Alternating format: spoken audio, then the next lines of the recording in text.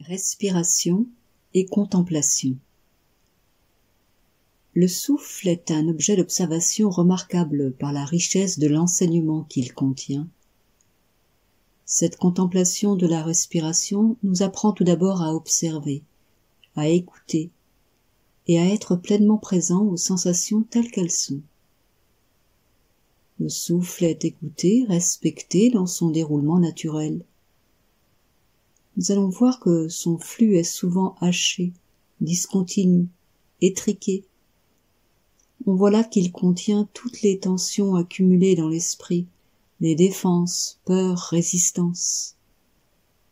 Lorsque l'on se met à l'écoute du souffle, un des premiers constats est que le mouvement du souffle se ralentit, devient plus ample, plus fluide. Par le seul pouvoir de l'écoute, le souffle se réorganise. Nous allons voir aussi la tendance à contrôler. Cette tendance se manifeste notamment au début de l'inspiration, dans une habitude de tirer l'inspiration, comme si nous avions peur d'étouffer, et à la fin de l'expiration, dans une habitude de pousser l'expiration, comme si nous avions peur d'être prisonniers d'un trop-plein résiduel. Cette tendance, qui est une autre des expressions de l'ego, va donc être objectivée par la contemplation du souffle. À travers cette observation, cette tendance se transforme. Il apparaît au fil de l'observation, inutile de tirer l'inspiration et inutile de pousser l'expiration. C'est en fait la saisie et le rejet qui sont ainsi transformés. Ils sont tous deux l'expression d'une quête de sécurité qui s'exprime par la volonté de garder l'agréable et d'éloigner le désagréable. Une autre des remarques qui peut être faite concerne l'anticipation. L'habitude d'anticiper, de vouloir se projeter dans l'instant suivant au lieu de faire face à l'instant présent, se manifeste dans la tendance à inspirer avant que l'expiration précédente ne soit complètement achevée. En portant attention à cette tendance, l'expiration peut être alors accompagnée jusqu'à son extinction naturelle, et l'inspiration peut se déployer lorsque le corps l'y invite. Il n'y a plus alors la pression créée par la peur. L'instant qui sépare la fin de l'expiration du début de l'inspiration suivante est également riche d'enseignements.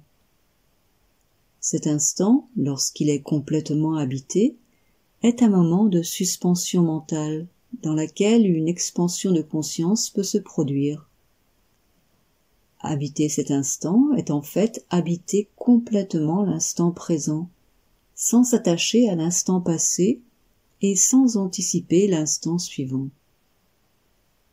Il y a là un message précieux qui nous invite à vivre complètement chaque instant, sans se disperser dans les projections mentales du passé ou du futur. Nous voyons donc à travers ces quelques exemples que la contemplation du souffle dépasse le simple bien-être corporel, pour offrir une compréhension plus fine des tendances de la personnalité et une opportunité de libération de l'emprise oppressante d'un moi avide.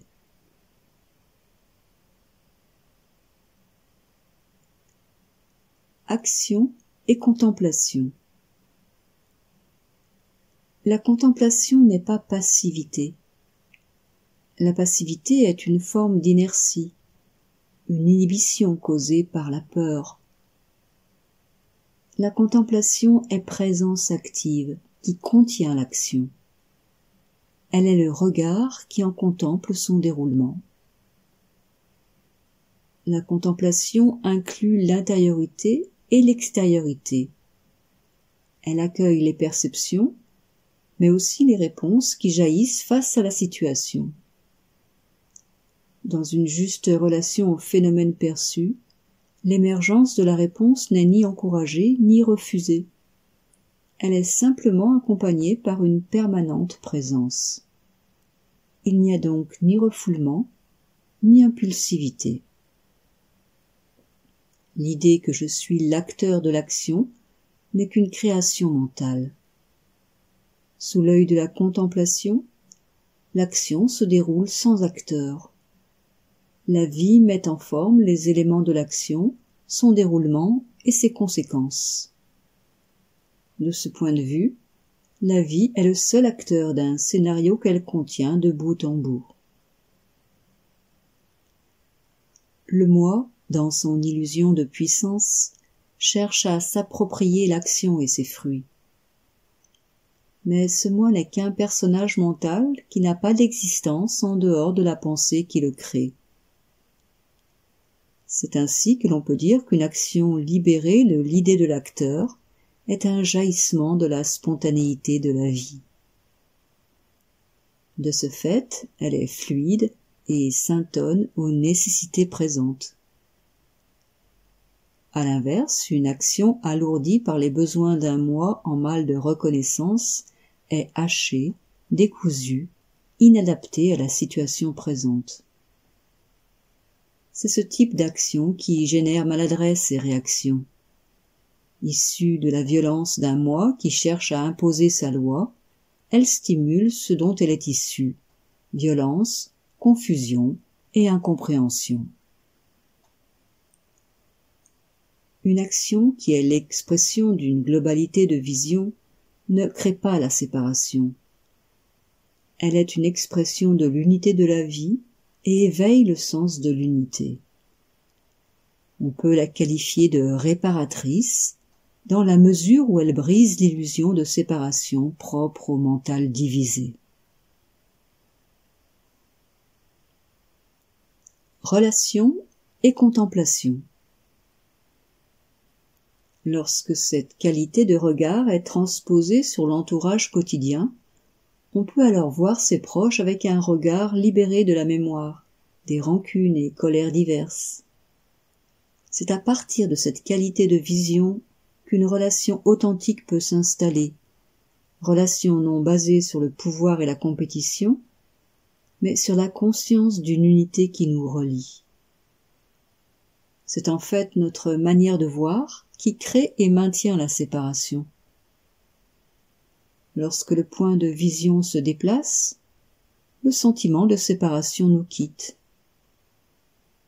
Voyez par exemple une personne envers qui vous avez des pensées chargées de colère, de ressentiment, et mettez-vous face à elle en la regardant complètement dans les yeux. Vous verrez alors un spectacle tout à fait différent du spectacle qui était présent sur un plan mental. Une profondeur se découvre derrière l'apparence. Un contact peut alors s'établir de profondeur à profondeur, et non plus de la périphérie à la périphérie. Amour et contemplation. Un regard contemplatif posé sur le fonctionnement de notre personnalité va permettre de reconnaître ce que l'amour n'est pas. Compensation, valorisation, reconnaissance. Les tendances propres au moi, qui se manifestent de manière parfois subtile dans un besoin d'aimer les autres ou dans des comportements altruistes, sont reconnues dès lors qu'elles sont vues telles qu'elles sont, avec la lucidité d'un regard accueillant. Cette compréhension de ce que l'amour n'est pas induit une expérience nouvelle d'un amour libre du besoin d'aimer et d'être aimé. On pourrait ainsi dire que la vision agit de manière lapidaire en éliminant les scories qui masquent le joyau. La dimension d'amour, en tant que présence, ouverture et acceptation, ne peut se révéler que dans l'absence des besoins de saisie et d'appropriation du moi. Il s'agit d'une délivrance, car les besoins de la personne sont insatiables, analogues à un puits sans fond.